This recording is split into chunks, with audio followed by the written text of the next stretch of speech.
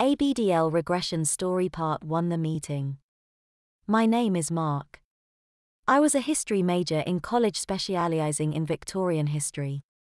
That is until I met a girl named Lisa. Lisa was studying for her PhD in psychology. It was a typical day in the early fall. The weather was still very warm. I had come out to the commons to sit and bask in the noon sun, while I read one of the books I had discovered in the library. I was really fascinated with the Victorian-style clothes I was seeing. The unique thing about it was that these were young boys, all dressed in female clothing. I couldn't tell from the pictures I saw that these individuals were not female. Deep inside, I had a secret fantasy of dressing this way, and the pictures really were of interest to me. I didn't notice at first, but an extremely beautiful young woman had come and sat on the bench across from me. The first thing I noticed was her unique and delicate perfume. It had a most intoxicating aroma which caught my attention. I couldn't believe how much her perfume alone had caught my attention. I looked up to see who it was. I was greeted with the most beautiful vision of female perfection I had seen. A small gust of wind came and blew several of her papers along the bench she was sitting on. As she scrambled to get them, I got a most beautiful glimpse of her dress. I just had to meet this girl.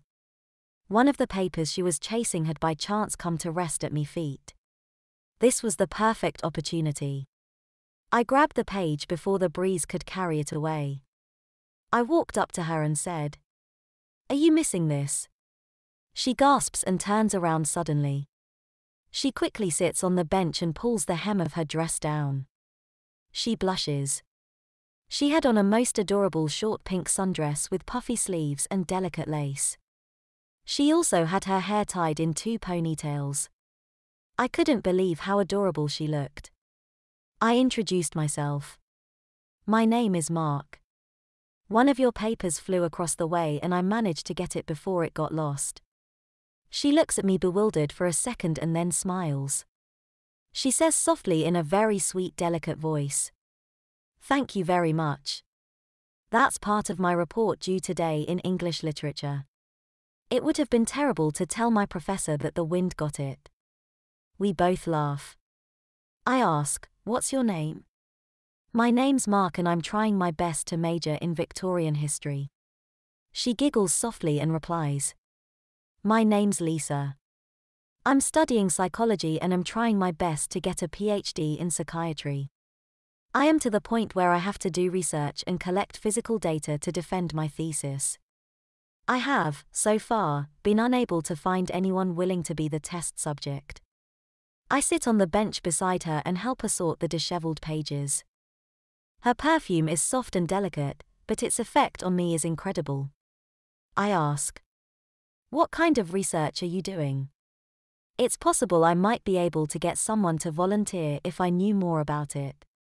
She giggles again and says, "I'm doing my thesis on regression therapy and the curative effects it has on many psychological issues, like schizophrenia or bipolar disorder." I had never heard of regression therapy before, and was curious. I ask, "What, pray tell, is regression therapy?" She looks at me with her bright green eyes and says, "It's where an adult is taken and reduced to an infantile state. The subject would be treated as a baby in all aspects until the psyche of the individual takes on the desired characteristics. Once this state is achieved, we simply retrain the individual back into the desired adult state." I know the expression on my face was classic. I saw her smile. I began to shake my head. I say, "I see why you can't find volunteers. I doubt very seriously if anyone would voluntarily take part in that study." She drops her head as she put the newly arranged report into her book bag. She sighs and says, "So far, I tend to agree with you. However, I feel somewhere on campus there's an individual who would love nothing more than to be in diapers and dressed as a little baby.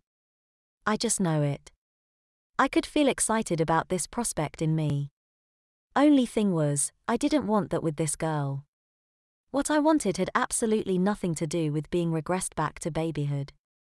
She looks back up and asks cheerily, What's that book you have been staring at so intently?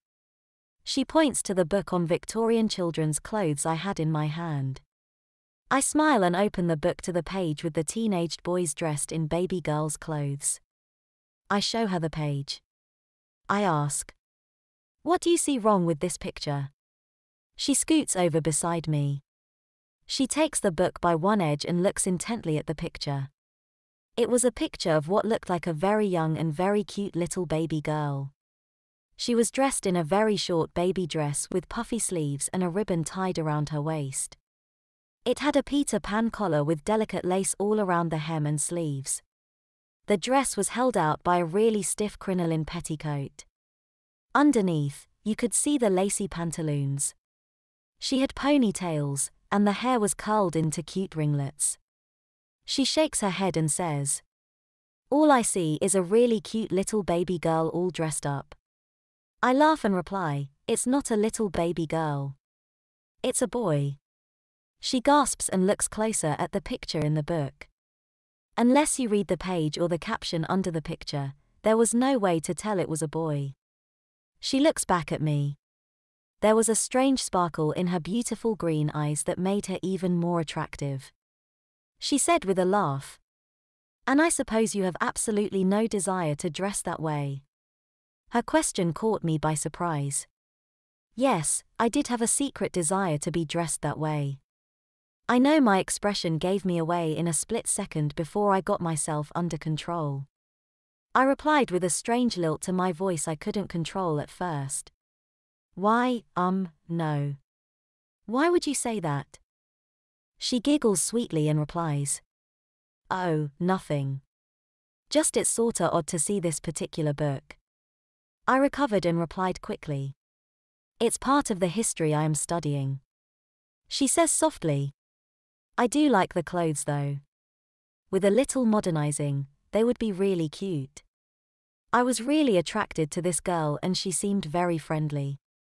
An idea came to mind. I said, "Well, how would you like to come over to a party a friend of mine is having?"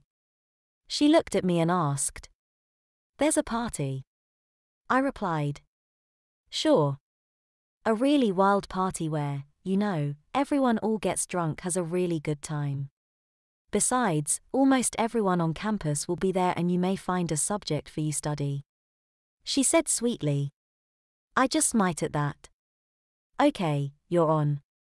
When and where?" I reply, 7 o'clock at number 51 Albatross Lane. Just as the bell rings, she giggles and says, "Okay, I'll meet you there 7 sharp. Bye, I have to go to class now." She stands gracefully and is gone. Her wonderful hypnotic perfume lingering in the air.